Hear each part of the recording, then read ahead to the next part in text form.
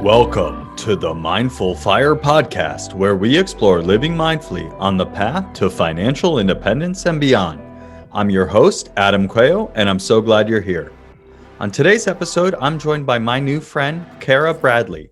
Cara is a leading authority of mental fitness, having led thousands through her signature strategies to work and play in flow.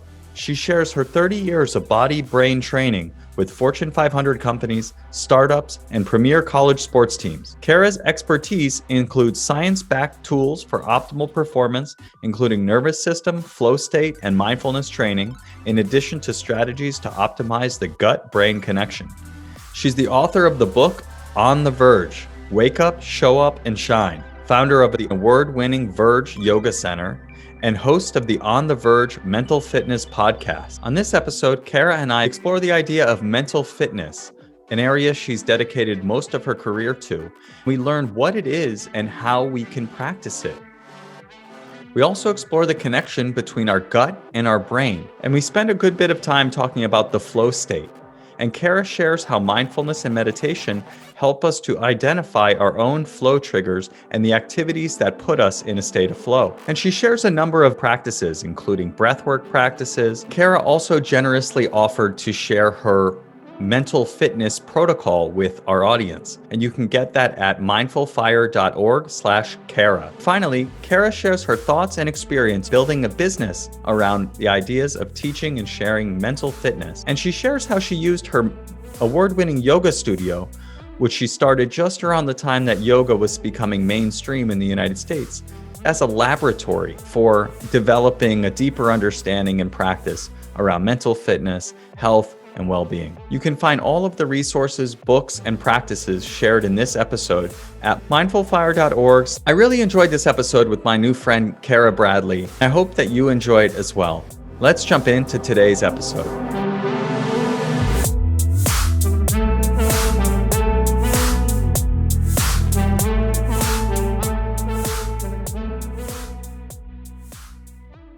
Welcome to the podcast, Cara. Thanks, Adam. I'm so happy to be here. I'm very excited to dive into many topics with you today, but would love to start by having you introduce yourself to the audience and tell us a little bit about what you're up to in the world. All right. I am all about the body and the brain. I've spent my whole career either in my own personal pursuit of understanding how to optimize body practices, body performance, and also mental performance. What's so exciting about being alive right now is that we are learning so much, just even in the timeline of my own career. We've learned so much about the brain. We're learning so much about the nervous system. We're learning so much about the gut-brain connection. We can go in any one of those directions. I love talking about how to really optimize is a good word, but it's really synchronize all of the systems in our body so that we feel our best, we perform our best, and we experience our lives fully.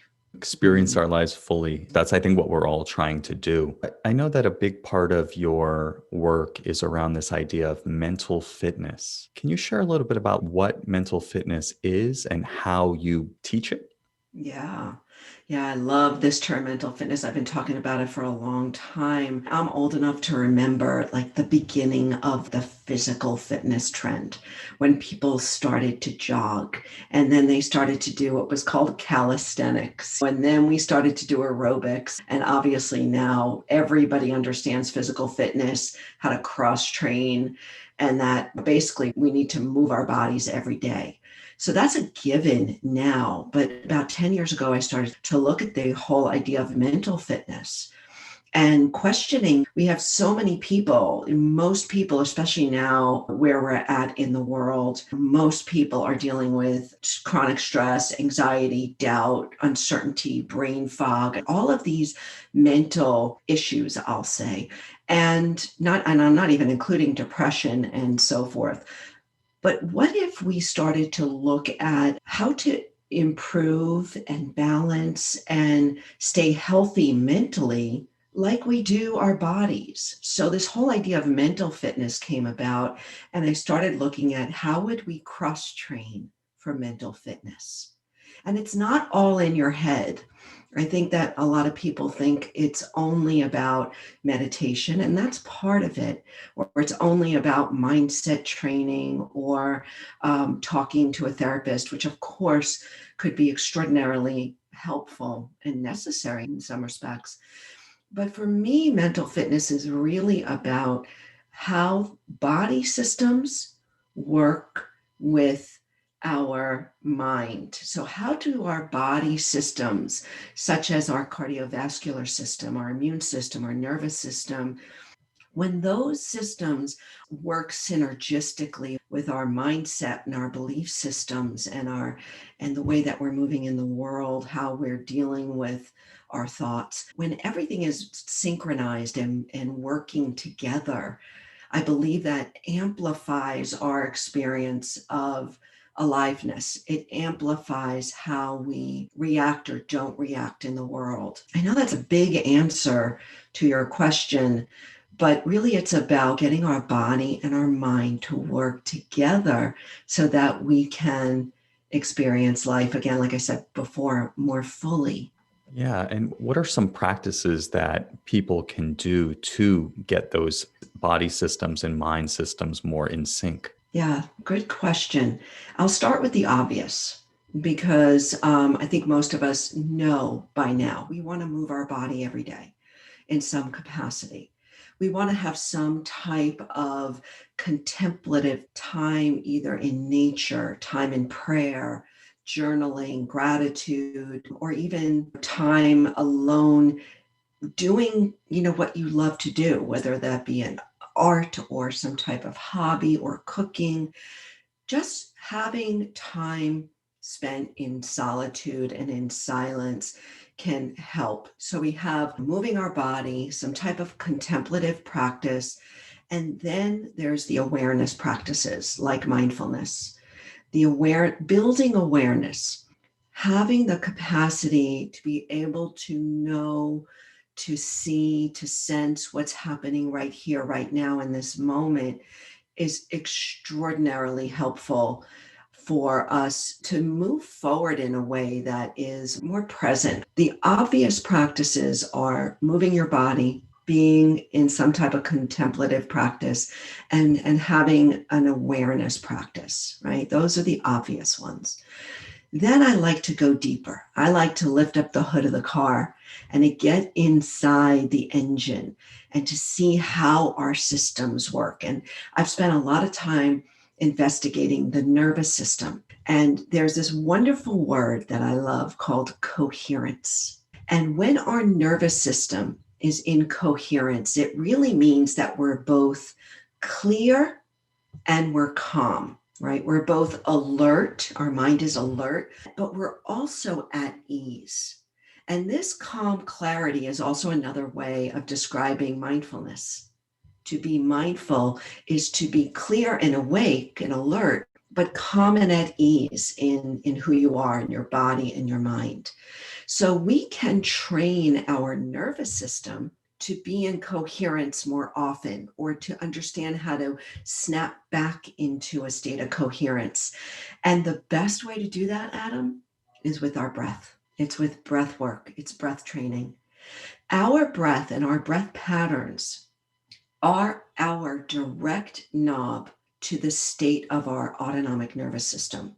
We don't have a lot of other ways to directly impact our nervous system, but breath can do it every time. And so I often teach coherent breathing. And coherent breathing is simply balancing your breath, your inhale and your exhale. And ideally, for most adults, it's about a 5-second inhale and a 5-second exhale. And if you just do that, even for 1, 2, 3 minutes, you can calm your autonomic nervous system and feel more calm and clear almost immediately. It's amazing what the breath can do to calm our nervous system. Another practice that I learned recently, I think it's called 4-7-8 breathing. Breathing in for 4, holding it for 7, and exhaling for 8. And I've found that to be like, even with one breath, I can feel myself relaxing. And so I'll have to give the equal in and out try as well. Not that I haven't, but a Yeah. little bit more practice. Yeah, one of the reasons why that breath cycle, the 478, is so wonderful is it's really extending the exhale. Most of us in our daily lives, we're not exhaling. We're not exhaling fully. And the exhale is what activates or stimulates the parasympathetic state of our nervous system. The parasympathetic being our rest and digest response. So when we extend and exhale, it's actually allowing our whole body mind to relax more. So what I love about doing breath work like 478 is that it's like almost like strength training for your lungs and diaphragm. You're training your diaphragm to remember how to exhale fully because the diaphragm's a muscle. So when we forget to exhale, the diaphragm atrophies and we become chronic non-exhalers, if you will. But doing an extended exhale, like you just described, it's like going to the gym and doing bicep curls, but you're doing it for your diaphragm. So well done. Interesting. I've never really thought about it in that way. Obviously, when I think about and talk about meditation, I very much use the analogy of physical exercise, but this is actual physical exercise for your diaphragm. And you're building that muscle memory of I exhale fully and I activate the parasympathetic nervous system by doing that. One thing you mentioned before is the idea of contemplative practices and awareness practices. I've often thought of those as one and the same, but it sounds like you think about them and talk about them as separate practices. Can you talk a little bit more about that? Sure. Yeah. So awareness is something we can do all the time. I talk about this in my book, active awareness and passive awareness. Most of the day, we're moving through life just aware. We're on a Zoom call and we're typing an email because nobody's really paying attention to what our fingers are doing. Or we are driving in the car and we end up at the store and we think, how did I get there? I really wasn't paying attention. So most of our lives, we're in this passive attention state of mind. And what happens is that we don't experience life, as I say, in high definition. We may miss stuff. Just to give you an example, I'm up here in the woods in New Hampshire temporarily. And yesterday I was walking up the stairs during the middle of the day and I just happened to look out the window into the backyard. And I saw this owl sitting in the snow, massive owl. It was so big. I've never seen an owl in real life, nor have I ever seen an owl very close up like that. And the owl stayed there for hours. And I thought to myself, if I was speeding up those stairs like I normally do, I might not have glanced out the window. And even if I glanced out the window, but my mind was busy, I might not have seen the owl because it's like camouflage. It looks like a piece of wood. When we can be more actively aware of what we're doing moment to moment, which is, again, the practice of mindfulness, paying attention on purpose, actively with all of our senses, we start to become more acutely aware of real subtleties that are happening. And it's not only subtleties maybe in what you're seeing, but what you're hearing, what you're feeling, what somebody else is doing with their facial expressions. So this is part of building awareness. And when we start to do that, and it doesn't even have to be in a formal meditation practice, we could just remember to be aware all day long. We build that muscle. Again, coming back to our metaphor of physical fitness. That's a very active state. Now, contemplative practices are practices that honestly, most of us in this Western world don't often give ourselves the time to do. I think that COVID in some crazy way has really helped us because we had more time. We weren't commuting. We weren't doing the errands and the busy work that we used to do. So we started to take time to do things that were slower, in solitude, in nature. And it can be extraordinarily beneficial for our physical well-being and our mental well-being as well. So I hope that those two became a little bit more clear. Would you say that the way you think about it is the contemplative practices are more formal and dedicated practices, and the awareness practices are more in the moment, remembering to be aware? You could look at it that way. I think that the formal practices in the way that I've learned and been taught by my teachers is like a formal meditation practice. I am going to sit and practice mindfulness or practice loving kindness or do a gratitude practice right now or a body scan. Those are more formal practices. I think that the awareness practices can be very informal and formal, but we can also remember to do them all day long, as well as with the contemplative. I think there's both the formal, such as if you were to sit down and chant or do a pray or journal, but then there's so many sweet contemplative times during the day. If you just went for a walk in the woods and you were just quiet, or cooking, chopping carrots, chopping potatoes, folding laundry. These can all be very quiet times when you're just with yourself, just allowing awareness to roam, allowing yourself to experience the textures, the sounds, the smells around you. In the end, Adam, honestly, it all melts together. Yeah, that's what I'm finding. I was trying to see, am I missing something? No. Okay, that makes sense. Yeah, but thank you for explaining that. Another thing that came up for me is, as you were talking about mental fitness, is the interconnection between brain and body.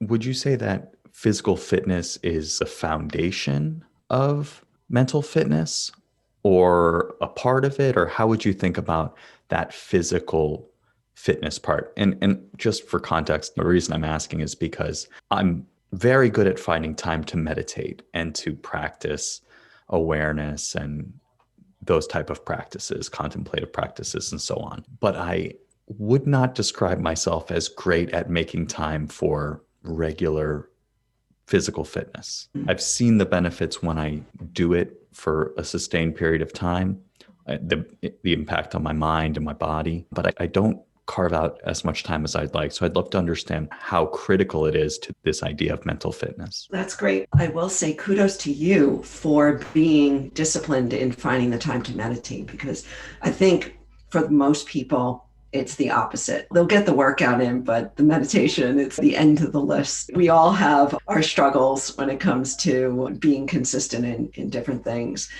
But I will start my answer with a quote from Dr. Roger Sperry, who was a Nobel Peace Prize laureate. And he wrote that 90% of the stimulation to your brain comes from moving your spine.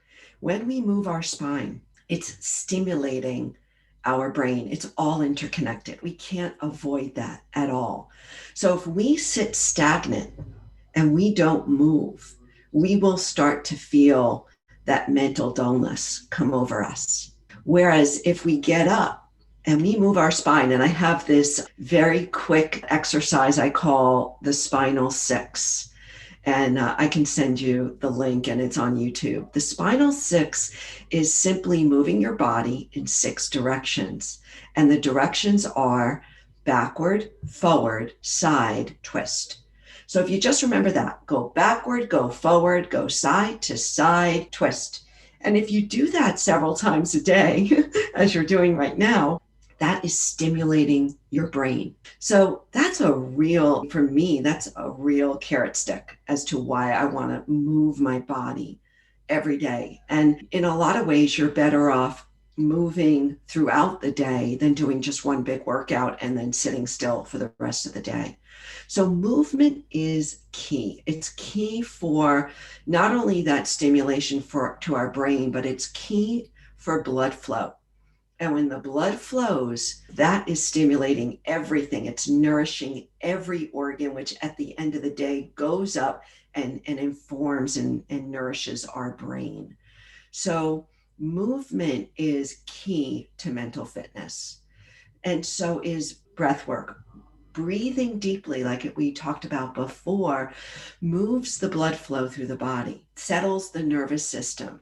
So by moving and breathing together, like you would on a fast walk or a jog or swimming, when you start moving and breathing in rhythm, you're not only establishing that coherent state, but you're also moving blood flow. The benefits go way beyond the six-pack abs, I have to tell you that.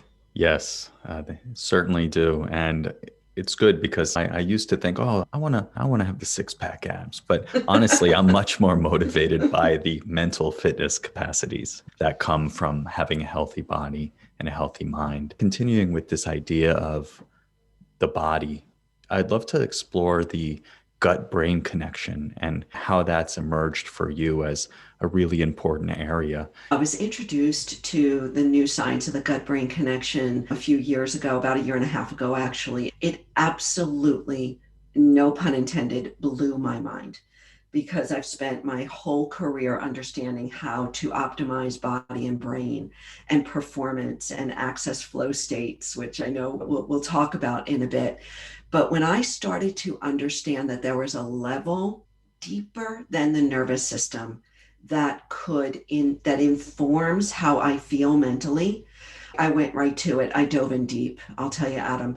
So the science of the microbiome, the gut right microbiome, is maybe 15 years old at this point.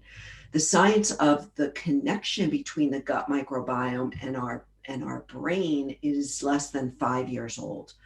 And what we are learning through this magnificent science is that the health of our gut microbiome, which is really made up of trillions of microbiota, trillions of bacteria and viruses, trillions, it's mind blowing. So, the health of that balance of the microbiome will inform how we feel mentally. And so many mental health issues, such as anxiety and depression, ADD, ADHD, even autism, are all traced back to gut health.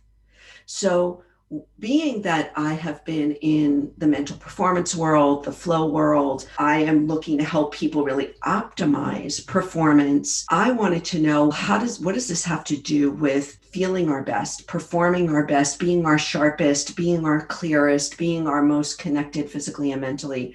Well, as it turns out, the bacteria in our gut produce the neurotransmitters such as serotonin, GABA, norepinephrine, and dopamine. Most of our neurotransmitters are actually produced by the bacteria in our gut. So when the gut is imbalanced, when we are not producing those neurotransmitters optimally, the signaling between the gut and the brain is not going to be as optimal. And the gut and the brain talk to each other through the immune system, the nervous system, the endocannabinoid system, and the enteric nervous system. And I'm not going to go through all of those, just to say that this is paradigm shifting. So basically, at the end of the day, the food that we eat, does inform our mood, and also our level of stress, medication, and environmental toxins as well will all either throw our system, our microbiome, out of balance, or will help bring it into balance. So reducing stress, reducing toxins, reducing medication as you can, and also improving your food and your food supplements to enhance and modulate your microbiome is going to affect how you feel mentally. This is really where I'm spending a good portion of my work right now. I'm partnering with a company, Amari Global, that is targeting the gut brain connection through really high level micronutrients. Yeah, I think that you shared an article on LinkedIn that I read, maybe in Mindful magazine or something like that, about this connection. And I was just like mind blown, had no idea. I had a sense that what you ate affected all aspects of kind of your life, but really this idea that a huge percentage of the neurotransmitters are created in your gut and then go to the rest of your body and your brain was really mind-blowing to me. If somebody wants to learn more about this gut-brain connection and the ways that they can improve their gut health, what would you point them to? I've pulled it all together with a mental fitness protocol that I offer for free on my website. And it really focuses on your body, your brain, and your biome.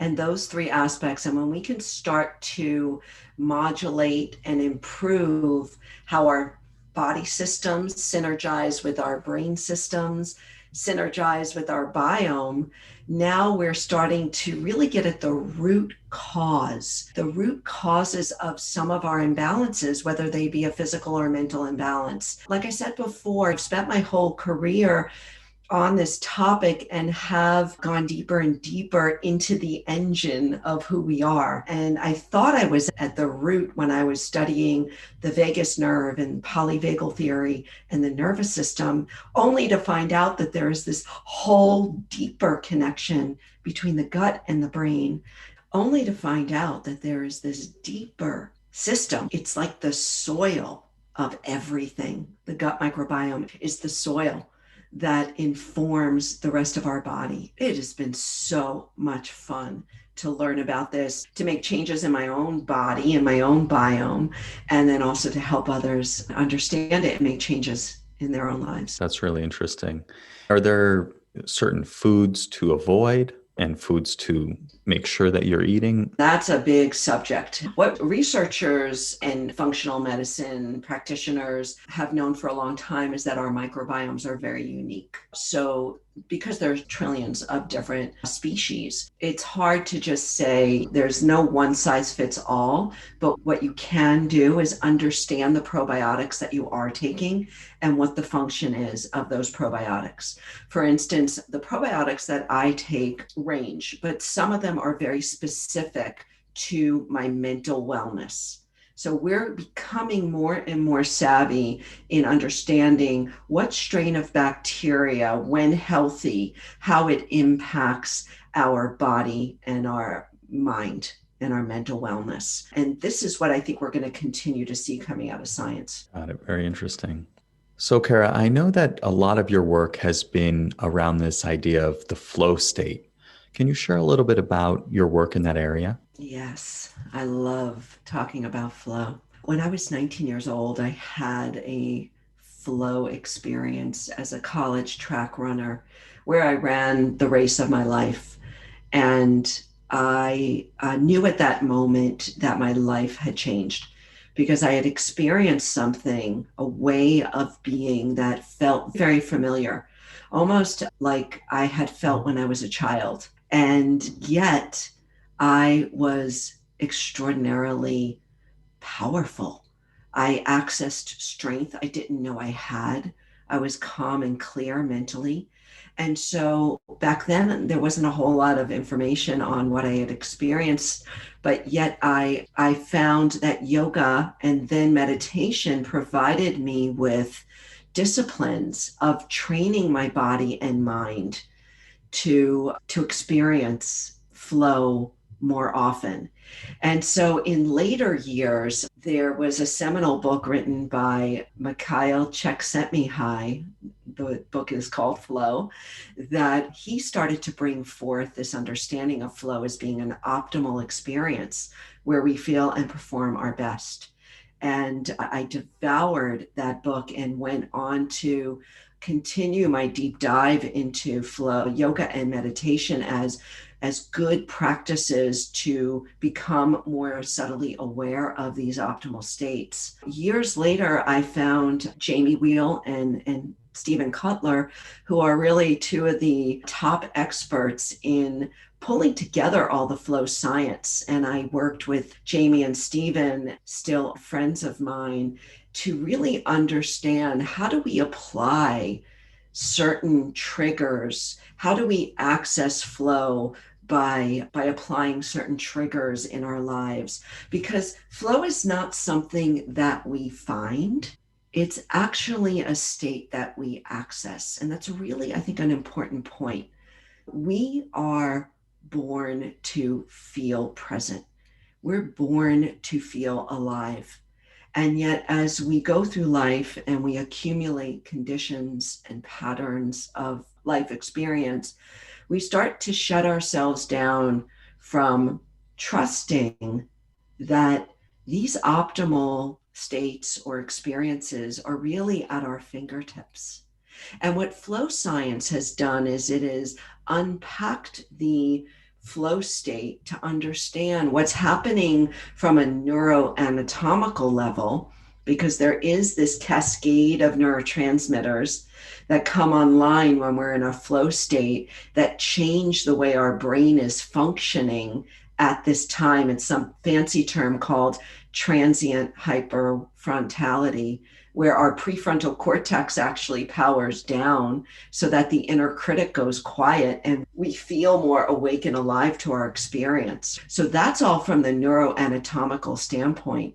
But how do we access flow more often? This is $1 million question. Csikszentmihalyi, and then later on, Jamie Wheel and Stephen Kotler went on to explore these flow triggers. And there are environmental triggers, psychological triggers that can help us more predictably access flow.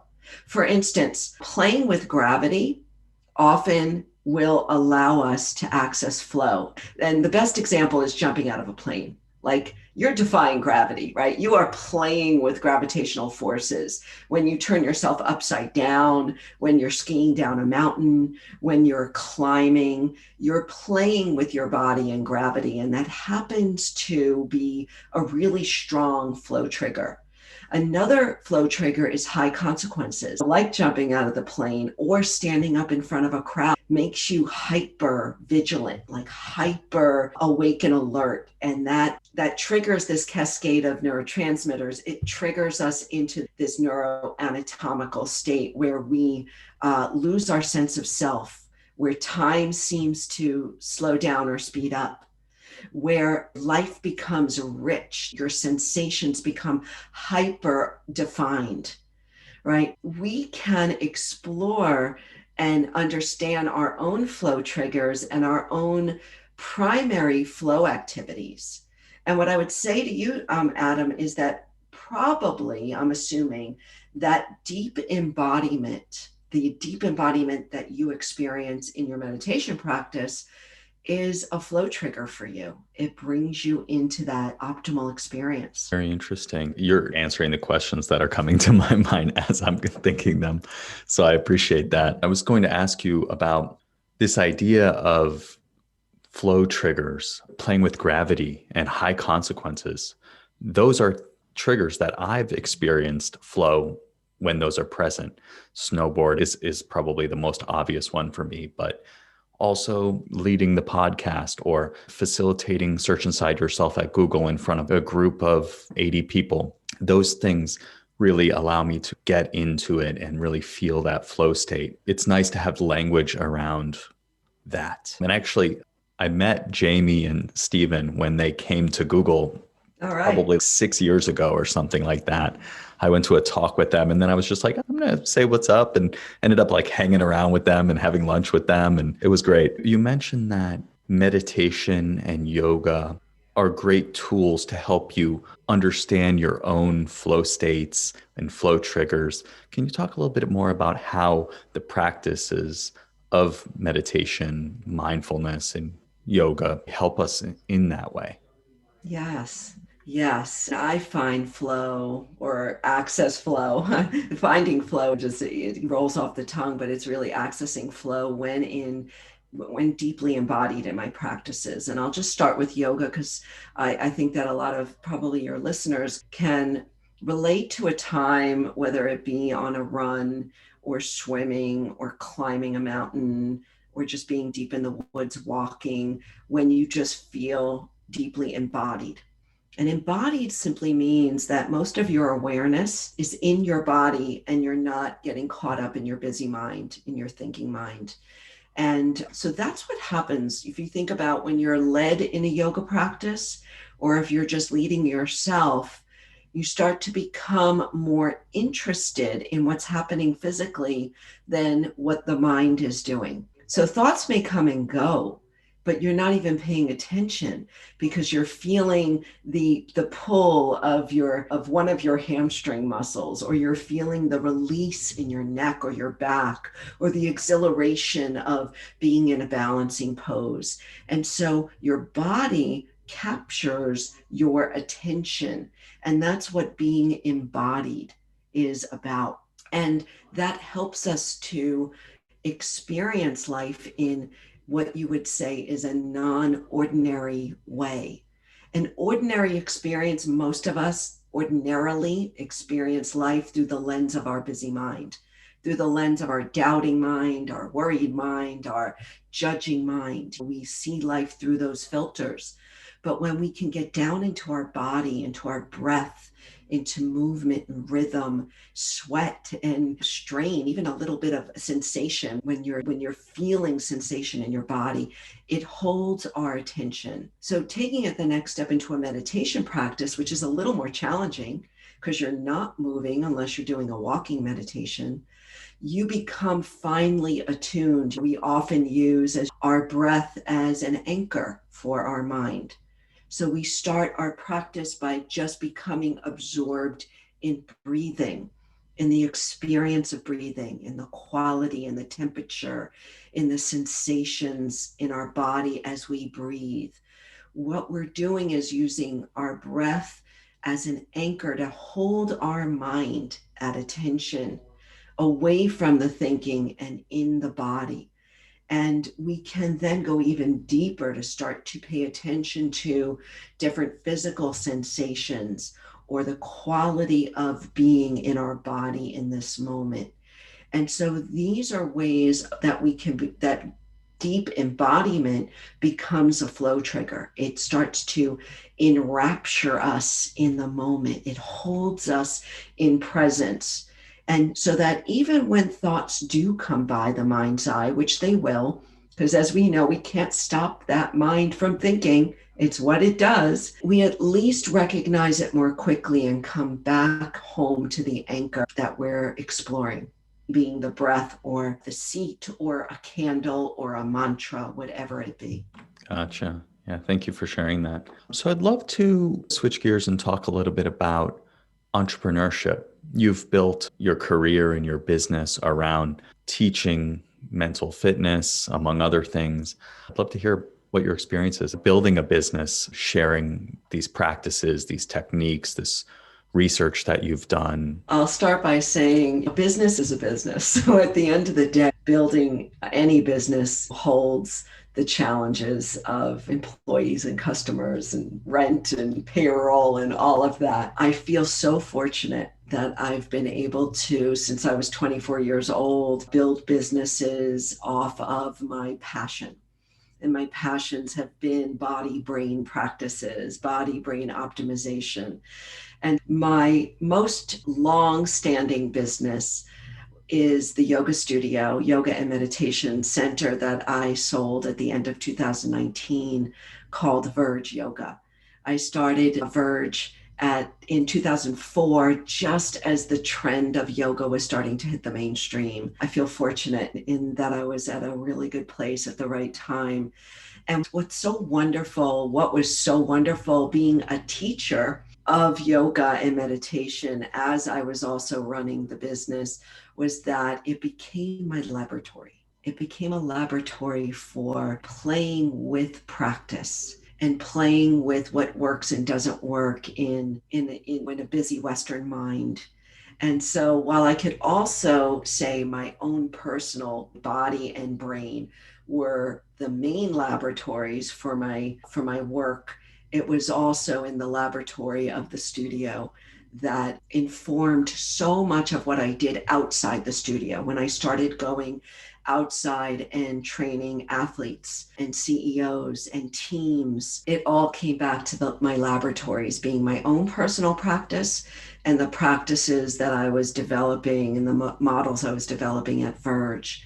So Like I said before, it doesn't come without the struggles and challenges of running any business, but does intertwine so much so with your own personal transformation that in some ways it becomes the lines become invisible. And that's a good and a not so good thing sometimes. Very interesting. Yeah, it sounds like you had great timing on the beginning and the end of that business. Yes. The end of 2019 is a great time to sell a yoga studio. I'll tell you, I'm very grateful that we had the transaction, and our new owner is doing a spectacular job of That's staying good. sustainable. I'm still very much involved in supporting her because it's in many ways my baby. And my heart truly breaks right now for small business owners, especially small fitness studios. It is a really challenging time. Just as a Yeah, little plug out there to all of your listeners, if you have that favorite small gym, small studio, do what you can to support them because we need group practice out there. There's absolutely. nothing like sitting in circle in meditation with other people rather than doing it on a Zoom or YouTube. Absolutely. Yeah, that's so true. And I think that there is so much value to being in community, to practicing a community, talking about how this is landing and evolving for each person. And I really like that idea of using the business and the studio as a laboratory for you to hone these practices, which you then can have taken into, I assume, the book and into your corporate work and your coaching work and all of that. So that's really interesting.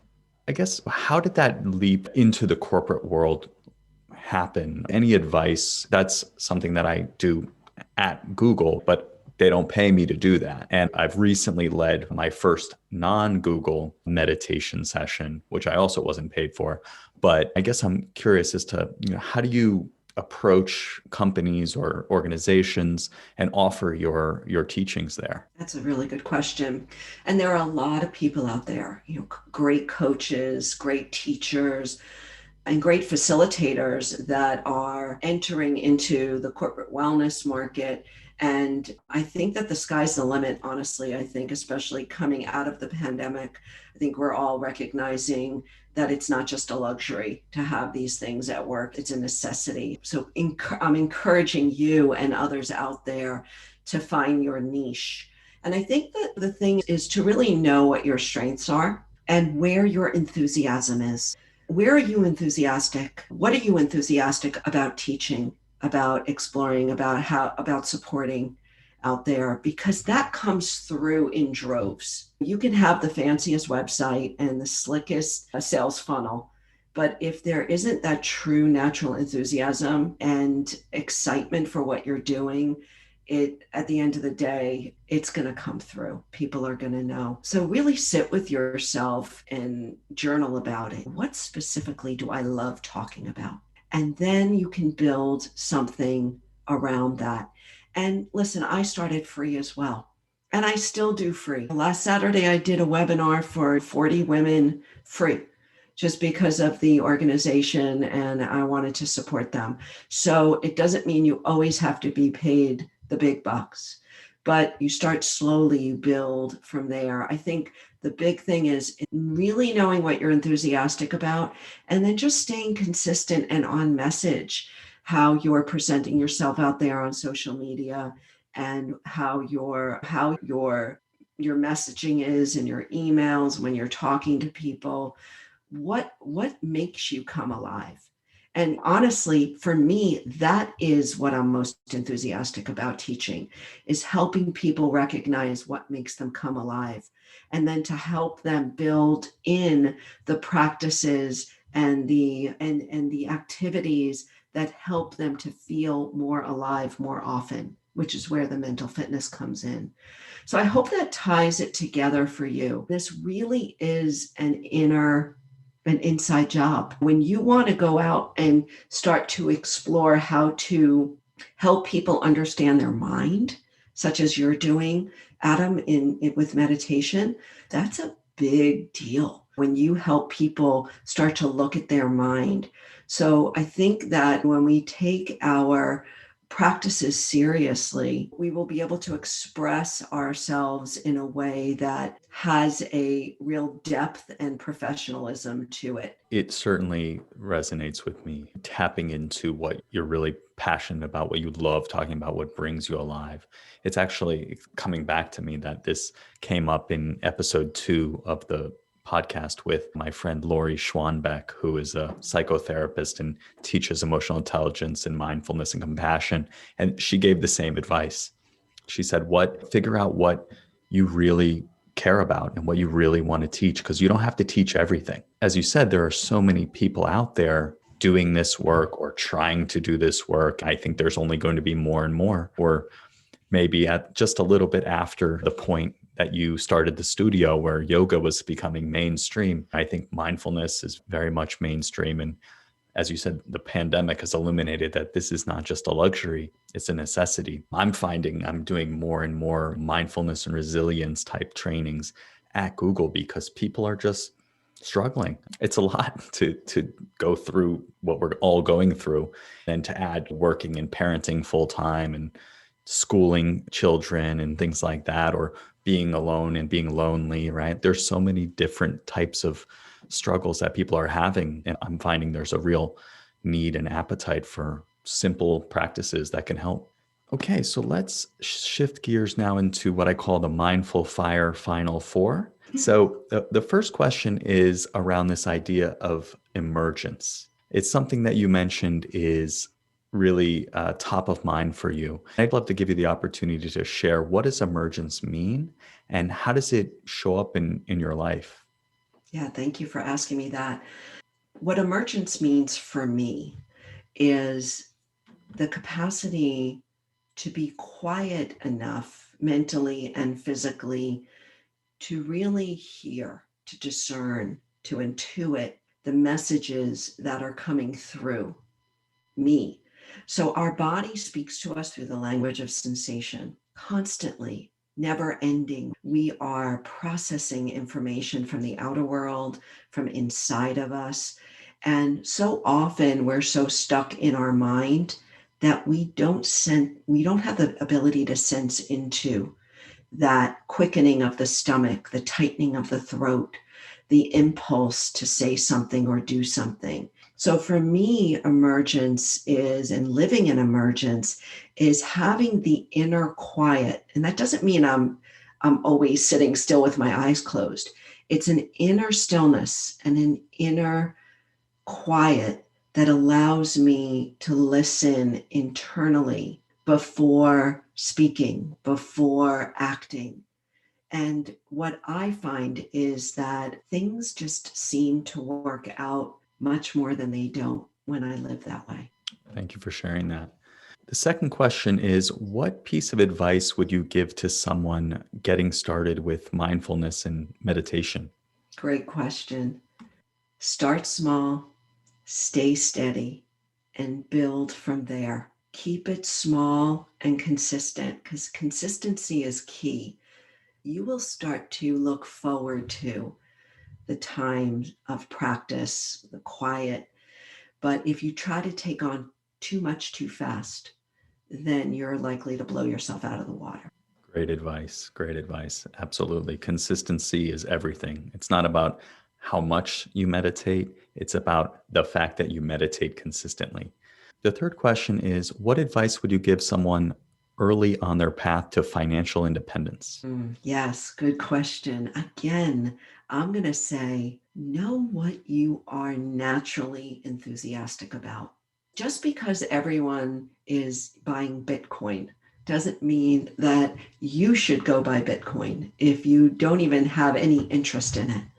So often people are chasing trends instead of really understanding what lights you up, because what lights you up is what's going to keep you curious and it's going to keep you consistent. If somebody asked me, how did you write your book? I was so lit up about writing my book that I got up at 4:30 every day for 6 months to write for 4 or 5 hours before my day job. But it was because I was so lit up about it that it kept me in the game. Do the inside work first before going out and jumping into a new business. Yeah, that's great advice.